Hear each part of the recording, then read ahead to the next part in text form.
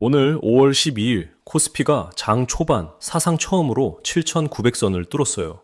그런데 장 후반엔 7,700대까지 내려왔습니다. 같은 시장에서 신기록 찍고 200포인트 가까이 빠진 거예요. 하루 만에요.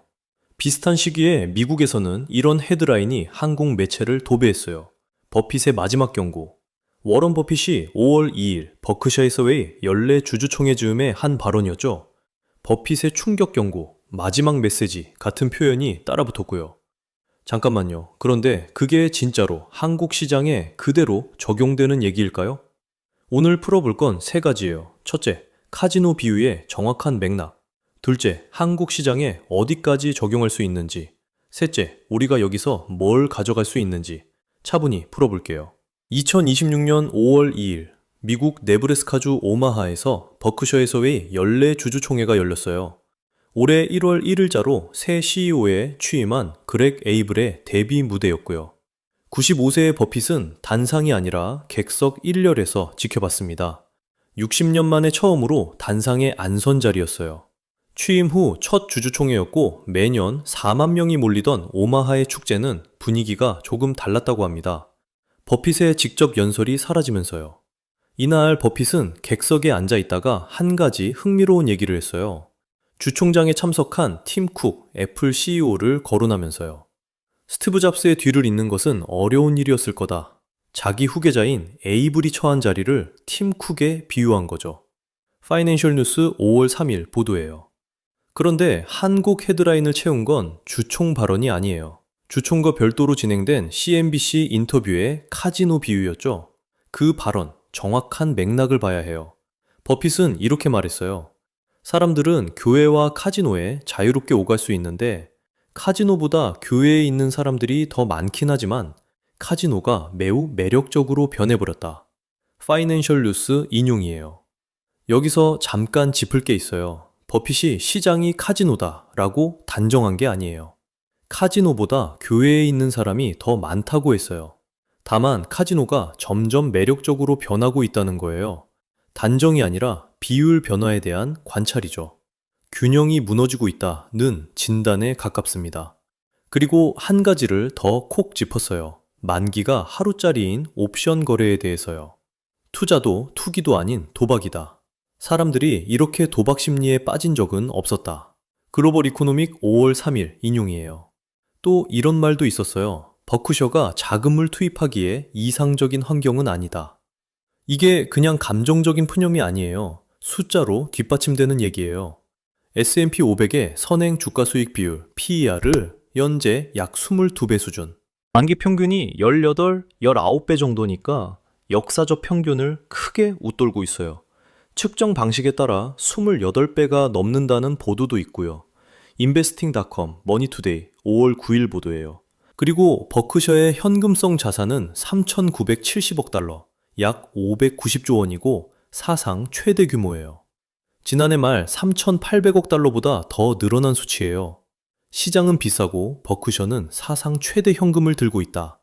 이런 상황에서 카지노 비유가 나온 거예요. 정리하면 버핏의 메시지는 단정이 아니에요. 시장 망한다가 아니라 균형이 옮겨가고 있다는 진단이고요. 이상적 환경이 아니다라는 판단을 객관적 지표 위에 얹은 거예요. 이 점이 한국 매체 헤드라인에서는 잘 안 드러나죠. 마지막 경고라는 자급 표현으로는 안 잡히는 뉘앙스예요. 자, 그럼 이 진단을 한국 시장에 가져와 볼게요. 미리 말해두는데 버핏이 한국 시장 보고 한 말은 아니에요. 그래서 1대1로 적용하는 건 무리예요. 그런데 숫자가 너무 비슷하면 진단 도구로 빌려 쓸 수는 있겠죠. 한국 시장 상황부터 짚을게요. 도입부에서 말씀드린 오늘 코스피 흐름. 장 초반 사상 처음으로 7,900선을 뚫었다가 장 후반에는 7,700대까지 내려왔어요. 어제 5월 11일 종가는 7,822.24로 사상 최고치를 찍었고요. 하루에만 4.32% 급대만 덜 거였어요. 파이낸셜 뉴스 5월 11일 보도예요. 1년 전과 비교하면 충격적인 그래프가 나옵니다. 2025년 4월 9일 코스피 연중 저점은 2293.70. 그 자리에서 1년 만에 약 3배 가까이 올랐어요. 2025년 한 해만 보면 75.63% 상승. 글로벌 G20 OECD 가입국 중 1위 상승률이었습니다. 머니에스 2025년 12월 31일 결산 보도예요. 이 흐름은 2026년 들어 더 가팔라졌어요. 1월에 5천 돌파, 2월 25일에 6천 돌파, 5월 6일에 첫 7천 돌파. 한 달도 안 되는 사이에 7천에서 7,900까지 갔다가 다시 빠지는 흐름이 나왔어요. 거래대금도 같이 폭증했어요. 2026년 4월 일평균 거래대금은 68조 원. 그런데 5월 4일, 6일, 7일, 사흘 평균이 110조 원이에요. 한 달 만에 60% 넘게 늘어난 거죠. EBN 5월 7일 보도, 한국거래소 자료입니다. 여기서 이제 버핏의 카지노 매력 발언을 떠올려 볼게요. 한국 시장 안에서도 양극화 신호가 보입니다. 2026년 5월 6일, 코스피가 6.45% 폭등한 날이 있었어요. 그런데 그날 상승 종목 수는 200개에 불과했고 하락 종목 수는 679개였어요. 지수가 6% 넘게 올랐는데 정작 오른 종목 수보다 내린 종목 수가 3배 더 많은 거예요. 삼성전자와 SK하이닉스가 14.41%, 10.64% 급등해서 지수를 끌어올린 거고요. 시총 상위 4종목인 삼성전자, SK하이닉스, 삼성전자우, SK스퀘어가 차지하는 비중이 1월 2일 38.83%에서 5월 6일 49.49%로 늘었어요. 지수는 폭등하는데 그 폭등을 일부 대형주가 끌고 가는 구조죠. 한국거래소 자료입니다. 코인 시장도 보죠. 비트코인은 2025년 10월 6일 사상 최고가 12만 6,073달러를 찍었어요. 그런데 약 한 달 반 만인 11월 21일에 8만 2천 달러로 떨어졌어요. 35% 하락이에요. 2025년 연말 비트코인 가격은 약 9만 2천 달러 수준이었고요. PA뉴스 11월 21일 보도예요. 이상하지 않나요? 카지노가 점점 매력적으로 변하고 있다는 버핏 진단을 그대로 가져왔을 뿐인데 한국 풍경이 다 들어맞아요. 하루 만에 7,900 찍고 7,700대로 빠진 코스피, 거래대금 100조 원, 지수 폭등 속 양극화, 비트코인 35% 하락. 이게 다 같은 시점, 같은 시장 안에서 벌어지고 있는 거예요. 잠깐만요. 그래도 균형은 짚고 가야 해요. 미국 카지노 진단을 한국에 그대로 옮기는 게 무리한 측면도 있어요. 이유가 있어요. 한국 코스피 상승의 상당 부분은 반도체 슈퍼사이클이 받치고 있어요. 실적 전망 자체가 좋아져서 오르는 부분이 분명히 있다는 거죠.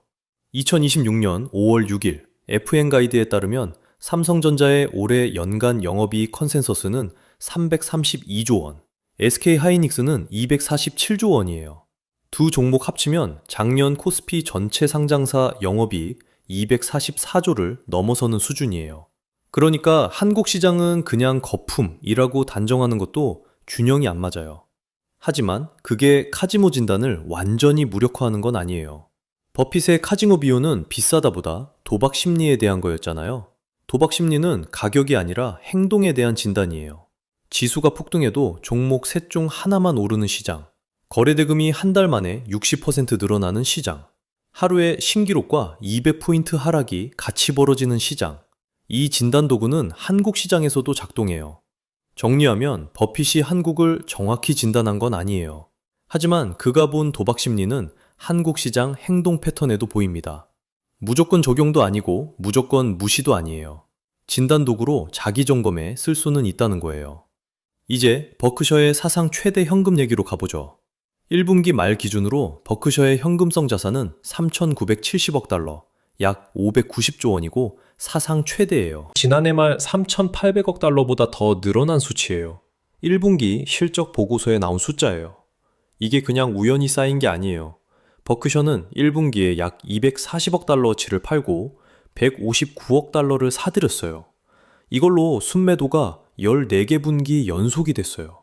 이데일리 5월 3일 보도예요. 사고 싶은 가격에 안 와서 안 산 거죠. 주총에서 에이블이 이 점을 직접 언급했어요. 파이낸셜 뉴스 5월 3일 인용이에요. 내일 어떤 일이 일어날지, 그 시점이 3년 후인지 2년 후인지 알 수 없지만 시장에는 우리가 행동에 나설 기회를 열어줄 혼란이 찾아올 것이다.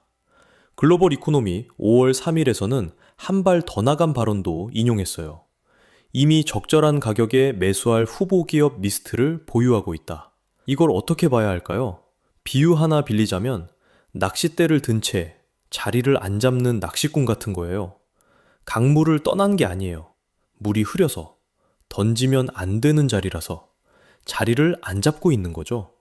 좋은 물때가 오면 그때 던지려고요. 이게 무기력한 대기와는 달라요. 의도된 절제고 능동적 결정이에요. 왜냐고요? 이런 절제가 비판을 받기도 했거든요. 버크셔 주가는 5월 1일 종가 기준으로 올해 들어 5.9% 하락했어요. 같은 기간 S&P 500은 5% 상승했고요. 천지일보 5월 4일 인용이에요. 현금을 너무 많이 들고 있어서 기회를 놓치는 거 아니냐는 시각이 시장에 분명히 있어요. 이걸 인정해야 균형이 맞죠. 버핏도 이 비판을 의식하고 있어요. 지난해 주총에서 이런 말을 한 적 있어요. 좋은 투자 기회는 질서 있게 나타나지 않는다. 500억 달러 정도의 현금만 있으면 좋겠지만 현실적으로 이건 어렵다. 우리는 항상 모든 자금을 투자하지 않아서 큰 수익을 거둬왔다. 아세안 익스프레스 2025년 5월 인용이에요. 하나 더 짚을 게 있어요. 버크셔는 이번 1분기에 약 22개월 만에 자사주 매입을 재개했어요. 규모는 2억 3,400만 달러로 크지 않지만 의미는 있어요. 주가가 내재 가치보다 낮다고 판단했을 때만 자사주를 산다는 게 버핏의 원칙이거든요. 2대12 5월 3일 인용이에요. 시장 전체에는 매수 안 하면서 자기 회사 주식은 다시 사기 시작한 거죠. 일반 투자자가 여기서 가져갈 수 있는 게 있어요. 현금도 포지션이다. 모든 자금을 시장에 묶어두지 않는 것도 하나의 결정이에요. 시장이 비싸 보이면 비싸게 사느니 기다린다. 이게 단기적으로는 손해처럼 보일 수도 있어요. 하지만 버크셔가 60년 동안 검증한 원칙이에요. 이걸 그대로 따라야 한다는 얘기는 아니고요. 기다림이 무능이 아니다. 이 관점 하나는 챙겨갈 수 있다는 거예요. 마지막으로 에이블 얘기를 해볼게요. 한국 매체 중 일부는 에이블이 AI로 버크셔의 체질을 바꾼다는 식으로 보도했어요. 그런데 실제 5월 2일 주총에서 에이블이 한 발언은 정반대예요. AI를 위한 AI는 하지 않겠다. 문화일보 5월 5일 인용이에요. 철도 자회사 BNSF, 보험 부문에서 사기, 딥페이크 감지, 이런 운영 효율화 도구로만 쓴다고 못 박았어요. AI는 분명한 가치를 추가할 때에만 도입한다고요. 자회사를 분할할 생각이 있느냐는 질문에는 절대 없다고 답했어요. 복합기업 구조 그대로 유지한다는 거예요. 이상하지 않나요? 에이블은 버핏 노선을 바꾸는 게 아니라 명확하게 잇고 있어요. 변화는 다른 곳에 있어요. 주총 2달 전 2026년 2월 28일 에이블이 첫 연례 보고서에서 한 가지를 공식 선언했어요. 4대 영구자산, 애플, 아메리칸 익스프레스, 코카콜라, 무디스 4종목이에요. 향후 수십 년에 걸친 꾸준한 성장을 확신한다고 적었어요. 초이스 스탁 US, 글로벌 이코노믹 3월 3일 보도예요. 반대로 영구자산 명단에 들지 못한 종목도 있어요. 뱅크 오브 아메리카와 쉐브론이에요. 이 두 종목에 대해서는 역동적 자본 배분 범주에 속한다고 했어요. 경제 전망에 따라 언제든 비중을 조정할 수 있다는 뜻이죠. 실제로 BOFA는 지난 18개월 동안 절반 수준으로 압축됐어요. 그러니까 에이블의 변화는 체질 전환이 아니에요. 분류 명료화예요. 오래갈 종목과 상황에 따라 바꿀 종목을 명확하게 갈라낸 거죠. 비유를 빌리자면 장수 셰프가 떠난 식당 같은 거예요. 시그니처 메뉴는 그대로 둬요. 인테리어도 그대로고요. 새 셰프가 분명한 가치를 더할 수 있을 때만 신메뉴를 도입해요. 정체성을 바꾸는 게 아니라 정체성을 더 또렷하게 만드는 작업이에요. 한국 투자자에게는 이 분류 관점이 참고할 만해요. 국내 자산운용사들이 분기마다 포트폴리오를 뒤집는 회전율 경쟁을 벌이는 것과 대비되거든요. 올해 들고 갈 종목과 상황에 맞춰 조절할 종목을 미리 갈라놓는 것. 이게 에이블이 보여준 프레임이에요. 오늘 정리해 볼게요.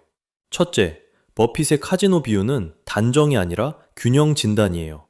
교회와 카지노 사이에서 비율이 옮겨가고 있다는 관찰이고 S&P 500의 PER이 장기 평균 18, 19배 대비 매우 높은 수준이라는 객관적 지표 위에 얹힌 판단이에요. 둘째, 한국 시장에 1대1로 적용하는 건 무리지만 자기 점검 도구로 쓸 수는 있어요. 하루 만에 7,900 찍고 77,700대로 내려온 코스피, 거래대금 100조 원, 지수 폭등 속 양극화, 비트코인 35% 하락 같은 행동 패턴이 도박 심리 진단과 닿아 있어서요. 셋째, 사상 최대 3,970억 달러 현금은 무기력한 대기가 아니라 의도된 절제예요. 기다림도 포지션이다 라는 관점은 챙겨갈 수 있어요. 넷째, 에이블 시대는 체질 전환이 아니라 분류 명료화예요.